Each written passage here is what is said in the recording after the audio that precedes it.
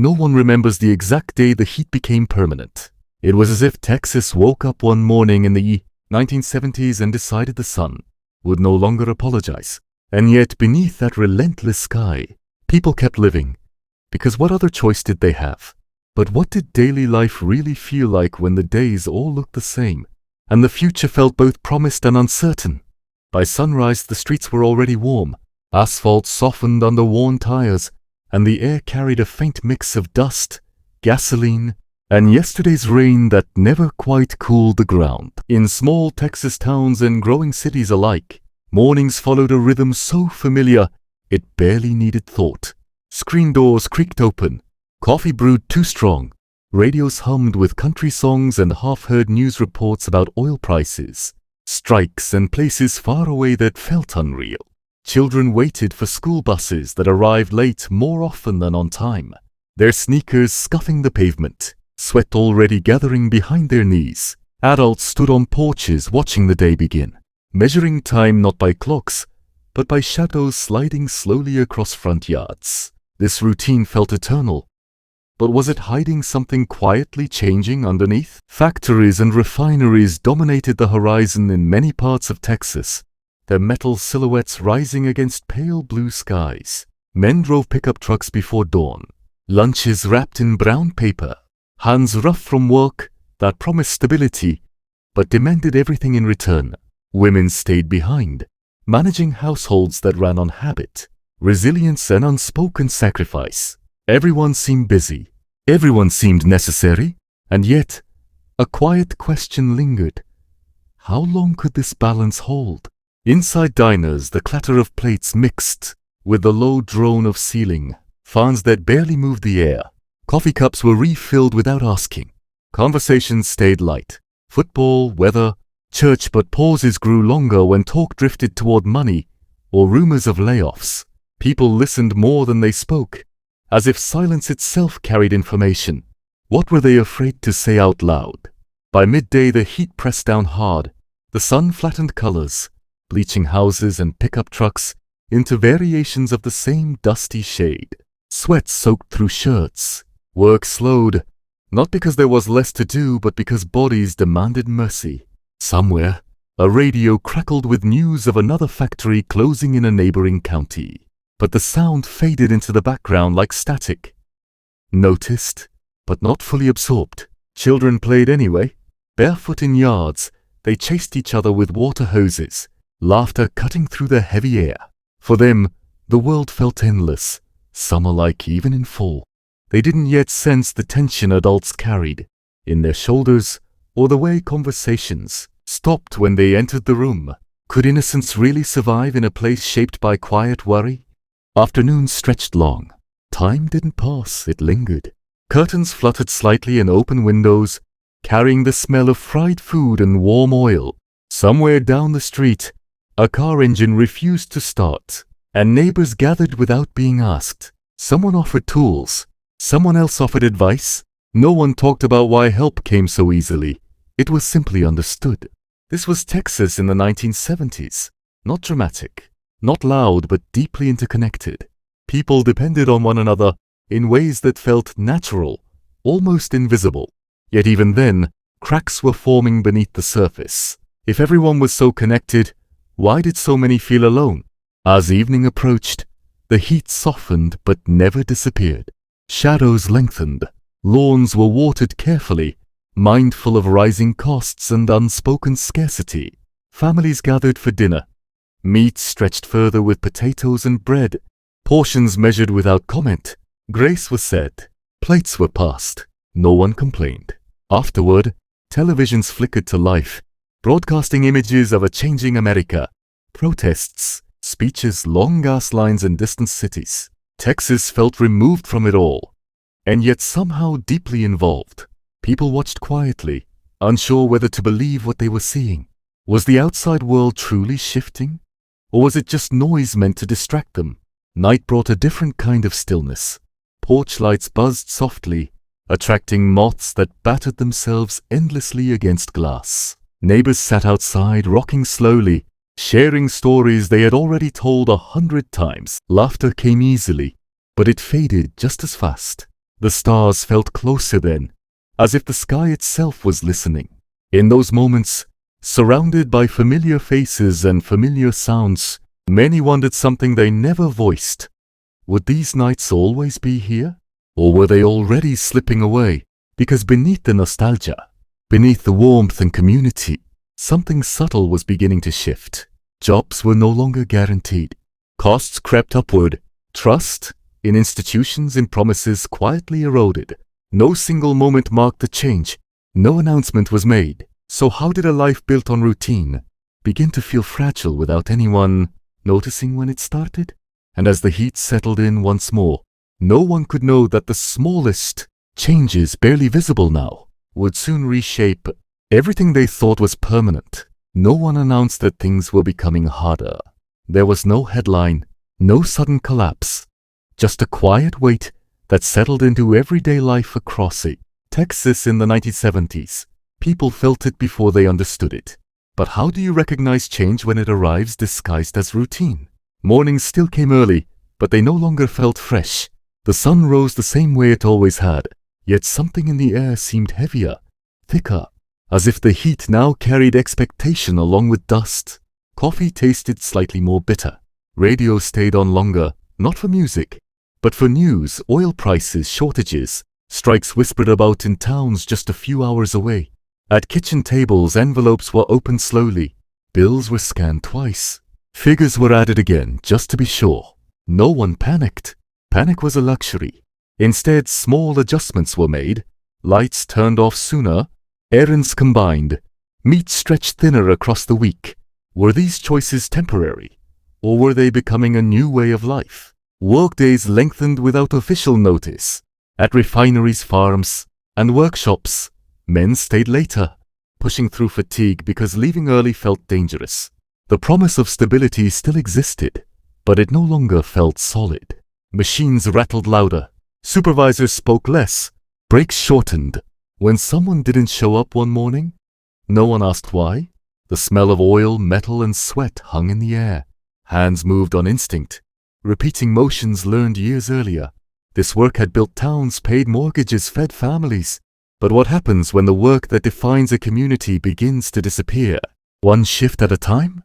In neighborhoods, afternoons grew quieter. Children still played, but their laughter echoed in emptier streets. Some families had already left. Trucks packed quickly. Goodbyes rushed and awkward. Just for a while, they said. Everyone nodded, pretending to believe it. Porch conversations changed. Instead of stories, people exchanged information. Who was hiring? Who wasn't? Which plant might cut jobs next? Voices dropped when strangers passed by. Trust narrowed to familiar faces. If community depended on shared certainty, what happened when certainty vanished? Inside grocery stores, shelves looked full but felt different. Prices crept upward in small, almost polite increments. Shoppers paused longer in aisles, comparing brands they'd never considered before. A child reached for something sweet and was gently guided away. No explanation was given. The fluorescent lights hummed. Carts rolled slowly. No one rushed anymore. Even shopping had become a careful calculation. When did everyday choices start carrying so much weight? Sundays remained sacred. Churches filled, not just with faith but with reassurance. People sang louder, prayed longer, lingered afterward in parking lots. It wasn't only belief that brought them there. It was the comfort of being seen, of knowing others were facing the same unspoken fears. Hands shook. Hugs lasted longer than before. Sermons spoke of endurance and patience, careful not to mention economics directly. Was faith becoming a refuge, or was it a way to avoid confronting what was coming? Evenings stretched endlessly. Television became both distraction and warning. News footage showed gas lines in other states, protests in distant cities, politicians promising relief. Texas felt insulated yet exposed. Viewers watched in silence, unsure whether to feel grateful or nervous. Outside, the air cooled just enough to breathe. Cicadas filled the darkness with a steady hum. Porch lights flickered. Somewhere a car drove by slowly, unfamiliar. People noticed things they used to ignore. Why did everything suddenly feel fragile? Despite it all, kindness persisted. Neighbors shared meals without keeping track. Tools were borrowed and returned. Someone always knew how to fix what broke. Survival wasn't dramatic. It was communal. But resilience has limits, even when people refused to admit it. As weeks turned into months, the days kept stretching longer, heavier, quieter. And beneath the surface of ordinary life, a question grew impossible to ignore. What happens when endurance becomes exhaustion? Because soon the pressure would rise, not in whispers, but in moments that could no longer be explained away. No one spoke about fear directly. In 1970s Texas, fear didn't arrive screaming. It arrived quietly, settling into pauses between sentences and the spaces where answers used to be. And once it was there, it refused to leave. So how did an entire community learn to live with something it wouldn't name? By then, the heat felt different. Not hotter, just more oppressive, as if the air itself had learned how to listen. Even on familiar streets, people moved with a new caution. Doors closed sooner. Curtains stayed drawn longer. Small habits shifted without explanation. At breakfast tables, conversations shortened. Questions were asked, then withdrawn. Children sensed it first. The way adults, voices changed when they thought no one was paying attention. What were they trying so hard not to reveal? At work, uncertainty hardened into routine. Shifts were cut and restored without warning, like a test of obedience. Supervisors spoke in generalities, never committing to specifics. Rumors replaced facts, spreading faster than any official word ever could. The machine still ran, but the sound was harsher now, metal grinding against metal, echoing through vast spaces that felt emptier each week. Every clank seemed to ask the same question: who would still be here tomorrow? Lunch breaks became quieter. Men ate quickly, alone or in pairs instead of groups. Jokes disappeared. No one wanted to be remembered as careless. Hands shook slightly when cigarettes were lit, the smell of smoke mixing with oil and sweat. Work had once been identity. Now it was uncertainty wrapped in necessity. If this disappeared, what would be left? In neighborhoods, absence became noticeable. Houses that once glowed at night sat dark, their yards slowly overgrown. Mail piled up. No one touched it. People looked, then looked away. Children adapted without being told. Games changed. Play stayed closer to home. Laughter softened, as if even joy needed permission now.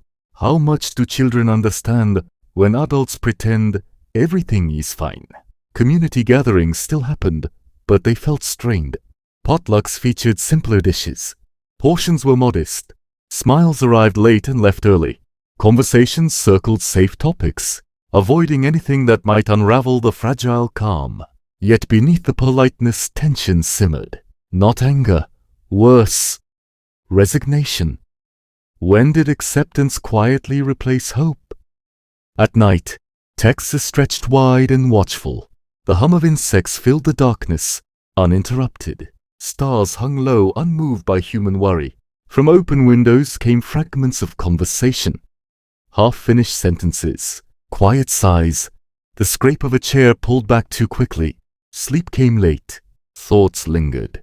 What if this was no longer temporary? Still, solidarity endured.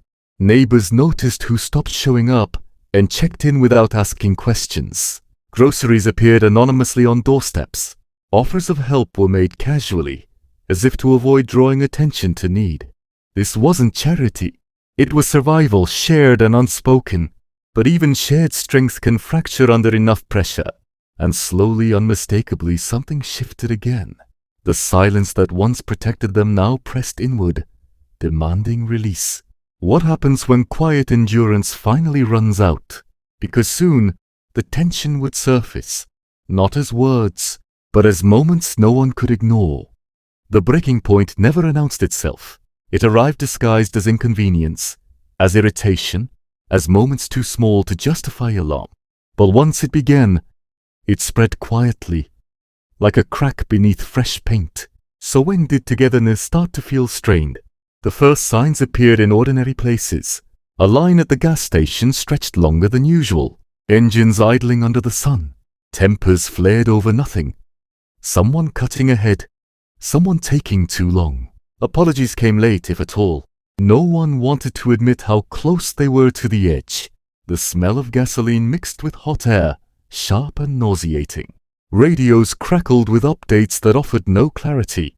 If energy fueled daily life, what happened when even that felt uncertain? At work, loyalty thinned.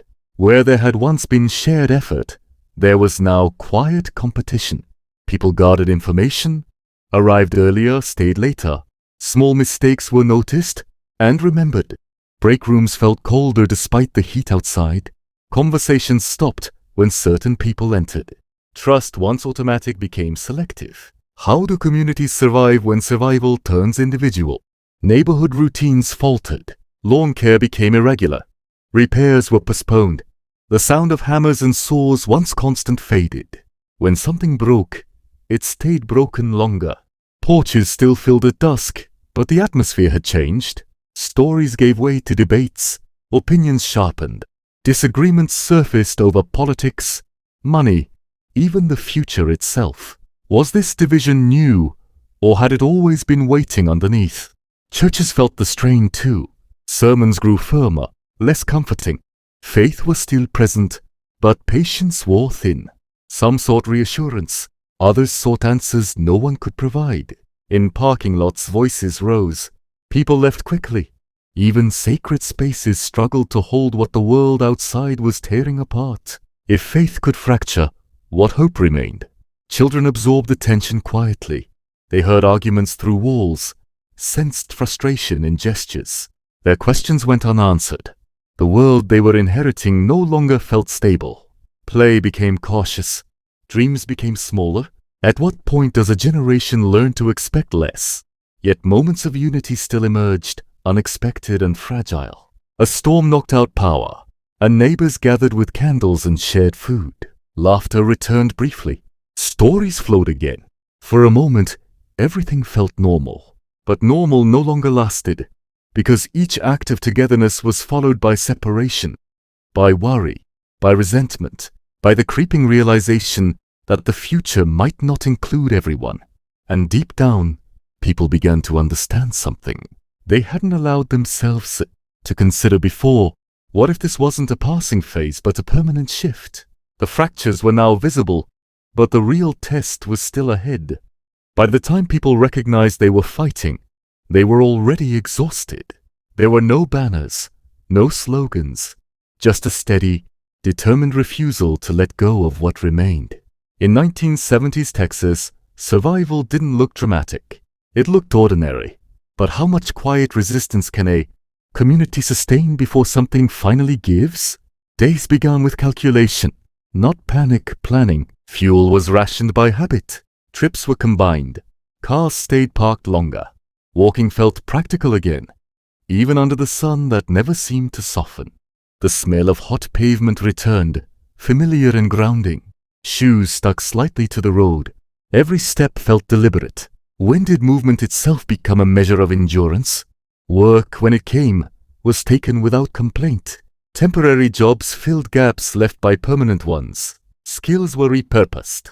Pride bent but did not break. Hands once trained for specialized labor now did whatever was needed. Repairs, hauling, helping neighbors. There was dignity in usefulness, even when stability was gone. But how long could adaptability replace security? Inside homes, life narrowed. Rooms were closed to save energy. Old appliances were repaired again and again.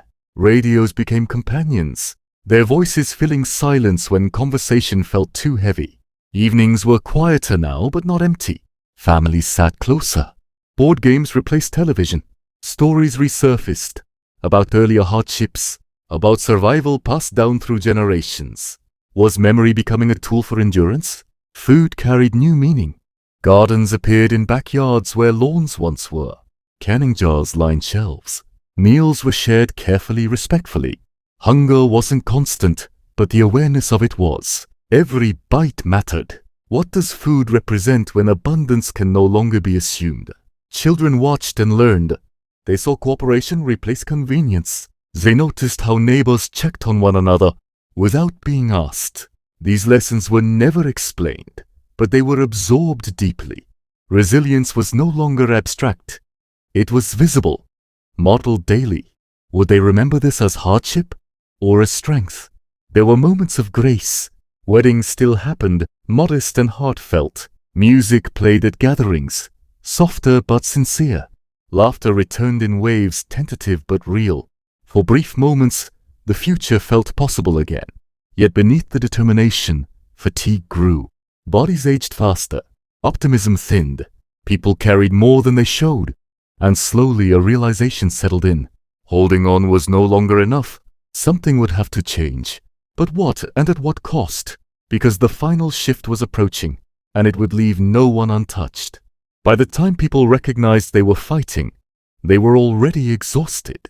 There were no banners, no slogans, just a steady, determined refusal to let go of what remained. In 1970s Texas, survival didn't look dramatic. It looked ordinary.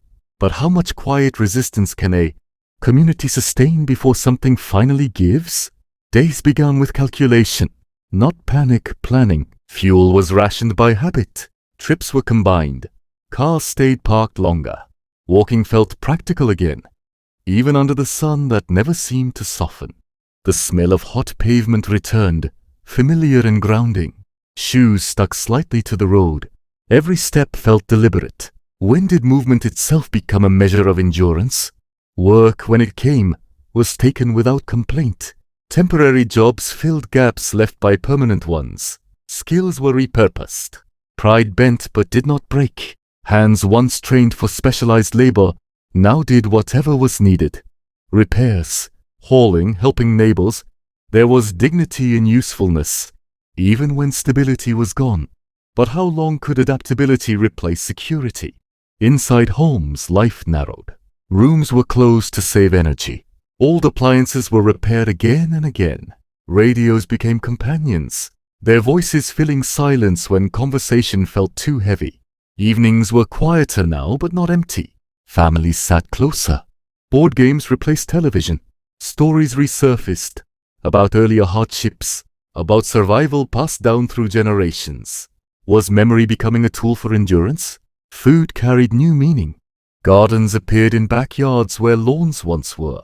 Canning jars lined shelves. Meals were shared carefully, respectfully. Hunger wasn't constant, but the awareness of it was. Every bite mattered. What does food represent when abundance can no longer be assumed? Children watched and learned. They saw cooperation replace convenience. They noticed how neighbors checked on one another without being asked. These lessons were never explained, but they were absorbed deeply. Resilience was no longer abstract. It was visible, modeled daily. Would they remember this as hardship or as strength? There were moments of grace. Weddings still happened, modest and heartfelt. Music played at gatherings, softer but sincere. Laughter returned in waves, tentative but real. For brief moments, the future felt possible again. Yet beneath the determination, fatigue grew. Bodies aged faster. Optimism thinned. People carried more than they showed. And slowly a realization settled in. Holding on was no longer enough. Something would have to change. But what, and at what cost? Because the final shift was approaching, and it would leave no one untouched. No single moment marked the end of that era. There was no final goodbye. No clear line separating what was from what came next. Life in 1970s. Texas simply moved forward, leaving pieces of itself behind. But what survives when a way of living quietly slips into memory? By the late 1970s, the heat was still there. The sun still rose without mercy. Cicadas still filled the evenings. On the surface, Texas looked familiar, but something essential had shifted. And everyone felt it, even if they couldn't explain how. Streets felt wider. Time felt faster. The slow, patient rhythm that once defined daily life had thinned, stretched by years of uncertainty.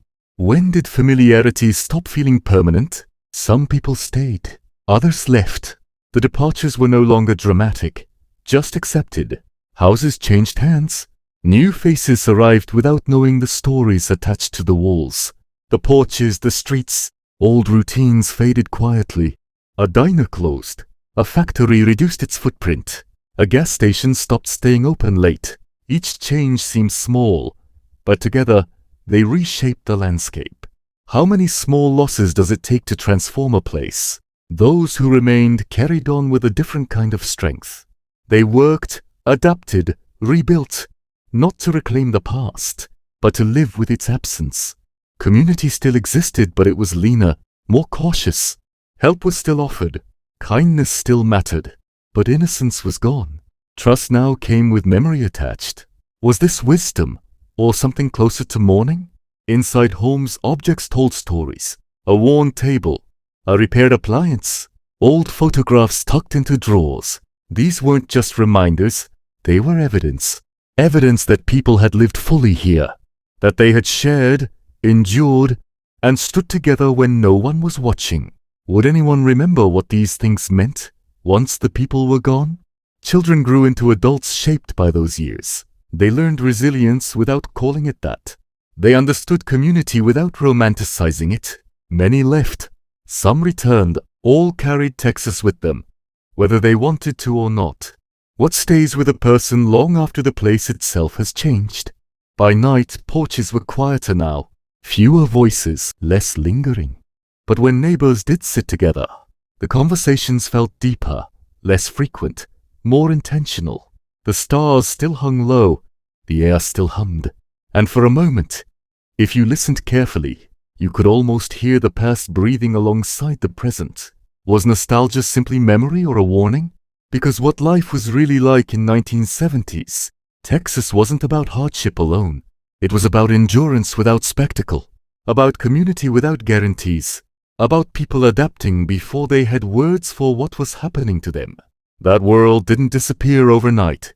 It dissolved, slowly, quietly, into the Texas that followed. And the question it leaves behind is not what was lost, but what, if anything, we've learned from it.